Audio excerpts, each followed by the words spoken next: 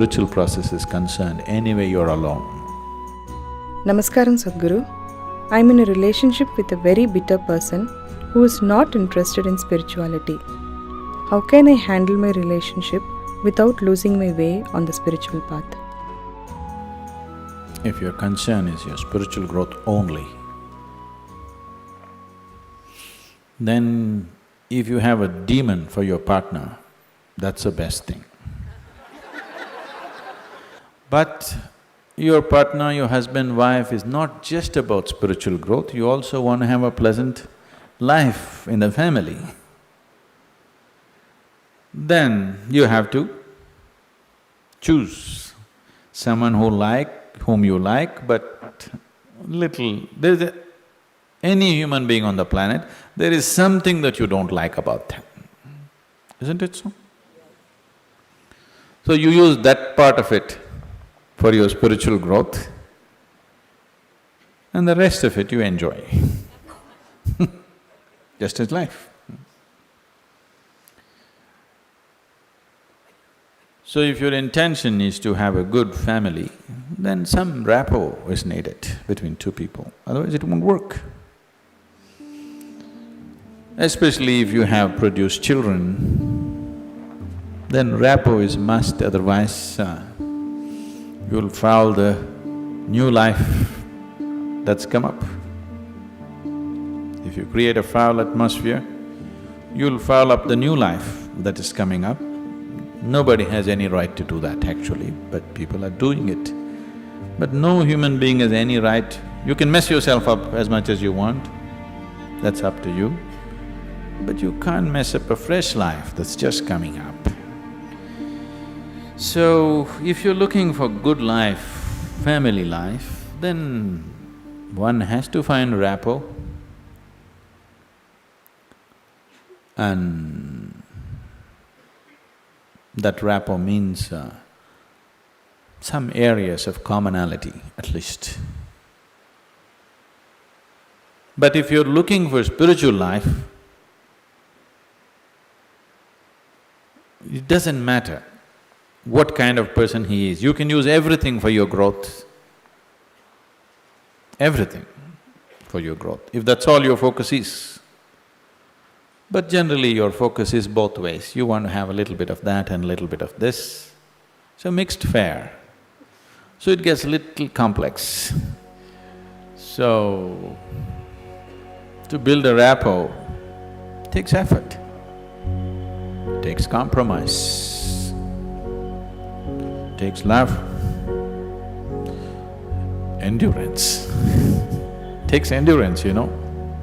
Somebody is constantly like this, you want to build rapport with that person, but you don't want to go his way. That takes lots of endurance. Yes or no? People whom you love are not easy. So what can you do?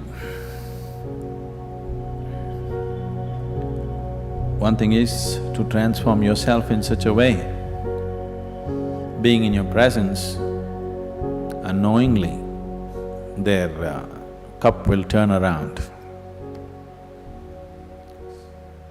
Just yesterday, you know, the other day I just went out in the rain, I went out and it started raining and I was carrying both my India phones because I was expecting some calls I mean, one is India, one is Europe, one is America, 3 phones I had.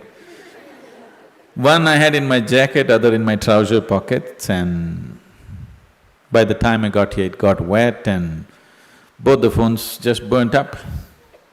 Then people around me were telling me, Sadhguru, why carry 2 phones? Now we can have 2 SIM cards in one phone. If you hold it like this, you can speak on the India SIM card. If you turn it around, it just shifts into the other SIM card. You don't have to switch anything, just this way it handles one SIM card. If you turn it around, it handles another SIM card. You have to become like this. I was very suspicious of this phone, I didn't get it, but but you must become like this.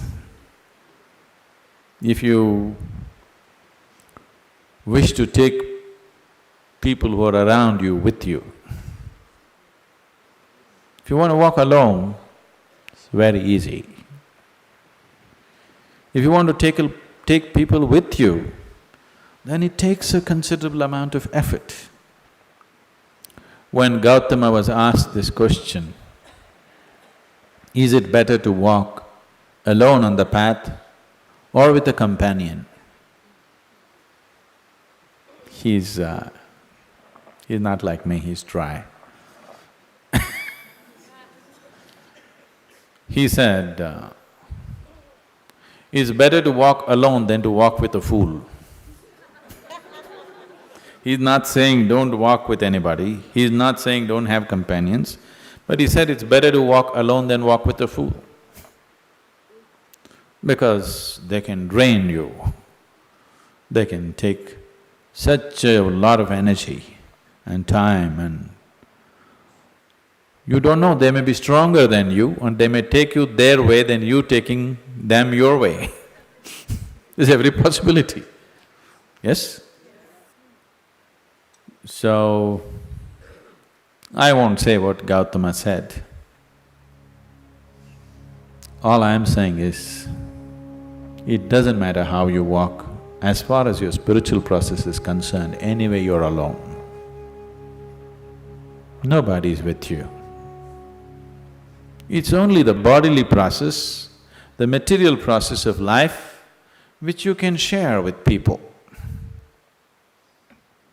You come alone and you go alone, isn't it? Even if you have a twin brother or a twin sister, you still come alone and go alone, isn't it so? So when it comes to the spirit, anyway, you walk alone. So don't mix that up. So that part of it you handle well, the material part of it according to your capability, to what extent you can do it, you do it. They come your way, it's wonderful. If they don't, it's all right, don't grudge them. It's just that you don't have to go that way. Maybe someday, when the doctor tells you your liver is in a bad state, he may seek divine, you know. Yes? Have you seen people who are walking in the morning? Not everybody, there are certain type of people, these are all over 50, 55 age group people. They have become lean and they're walking briskly every day, religiously they are there. These are all people who generally had a cardiac problem. They almost died. Then their doctor told them, either you do this or you're gone. Now their walking is like a religion. Not Sunday morning, every morning. Have you seen those people? Suddenly they transform, they eat properly, they do everything properly because the fear of life and death has come. So different people need different kinds of impetus. If you're sensible, you learn by just looking. If you're not sensible,